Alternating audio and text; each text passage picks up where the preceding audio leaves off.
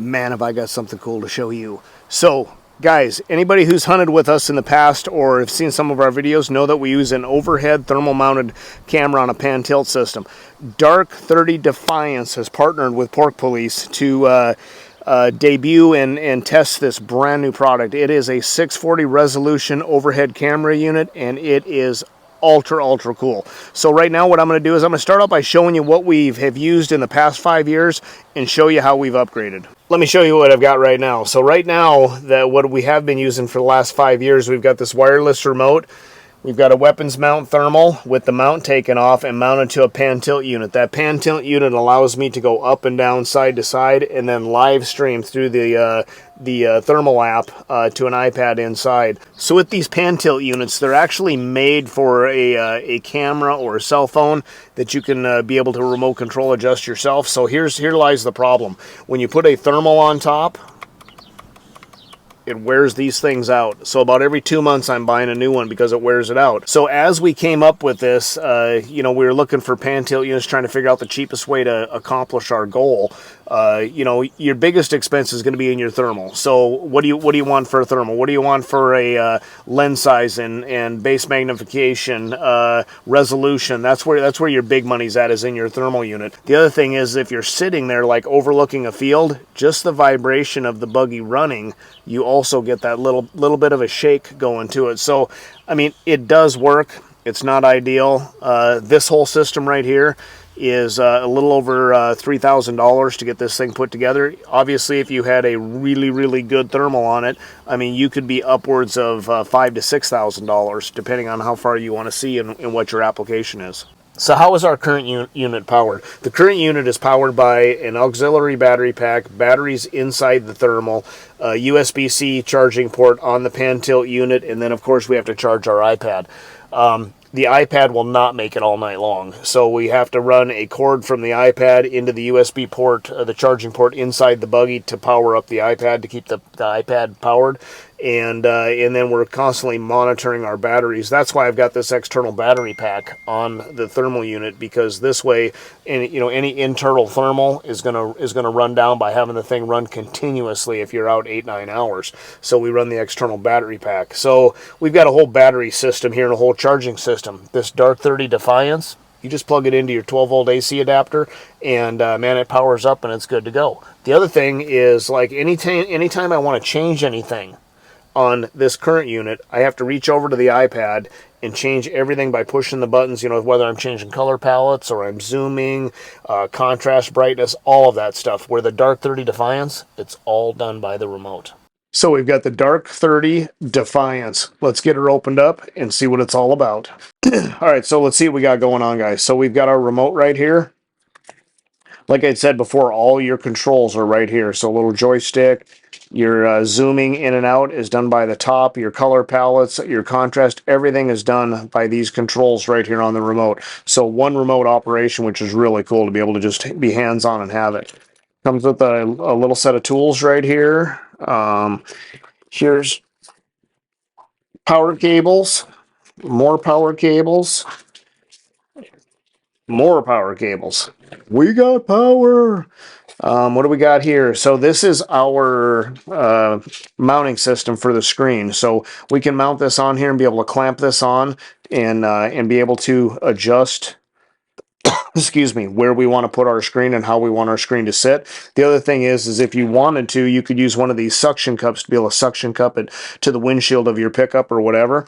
So this Dark30 has 3 different mounting systems. You can either bolt it to your unit, you can use the magnets so it magnetically sticks to your unit, or you can suction cup it.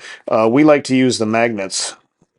So here's the screen right here. Super nice screen on this thing. Really lightweight and good quality, large screen, rubber coating on the outside. Just really well thought out and put together.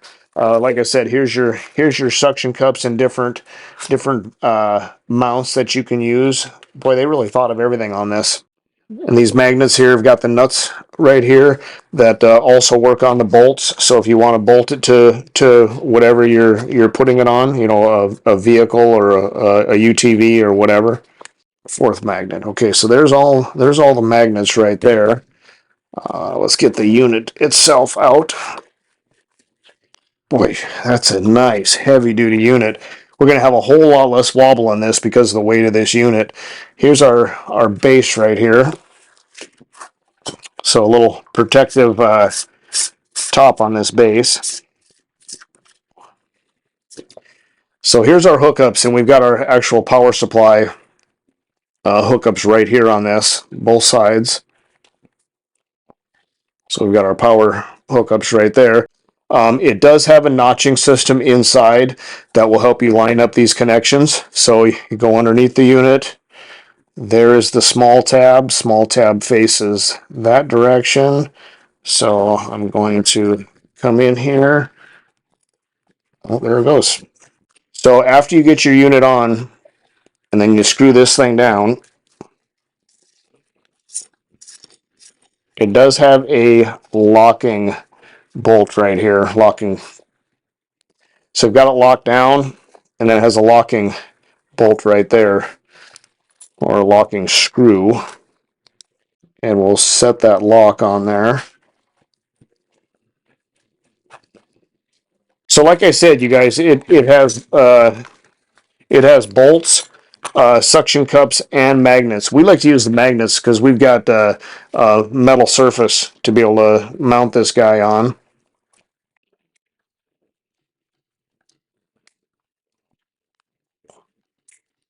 640 Dark30 Defiance. So we've got a 640 thermal camera here with a 10-inch LED screen. All the mounting stuff for the screen, including a suction cup if we wanted to suction cup it, power cords, suction cup feet for the actual unit, magnetic feet for the actual unit, remote control. Everything is handled right here with your selectors, your joystick, and your zooming capabilities right here. Everything right here that you need for the Dark30 Defiance. So we've got the Dark30 Defiance mounted in the buggy, and we don't have it exactly the way we're going to keep it, but I wanted to get it in here, get it out tonight, try it out, and then because there's so many different ways that you can mount this thing, so many different options, I wanted to see what's going to work best for my application. So let me show you what we've got. So up above here, we've got the 640 thermal unit. So this is your 640 camera unit with the pan tilt on it.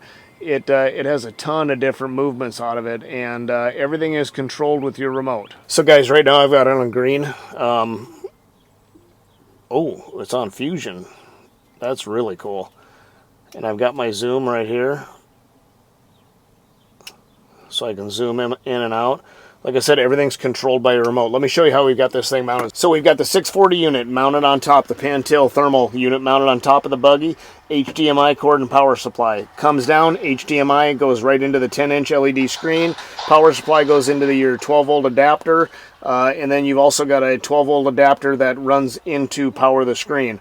I've got mine set up right here on an auxiliary battery because I have my buggy turned off a lot when I'm scanning fields, and I do either have to have the key on or the buggy running in order for me to power this. And I don't know the power drain yet, so I don't want to be sitting in a field for 4 or 5 hours and then all of a sudden have a dead battery. So I'm not sure how much power supply this uses. I'm going to check it by this battery here, run this thing all night long and see how much it actually draws. So we're going to wrap it up today, but we're going to come back in 2 to 3 weeks after this thing's been out on, 15, 20 hunts. So we're going to get this thing out and get some field testing done. We'll come back with a bunch of footage. Dark30 Defiance.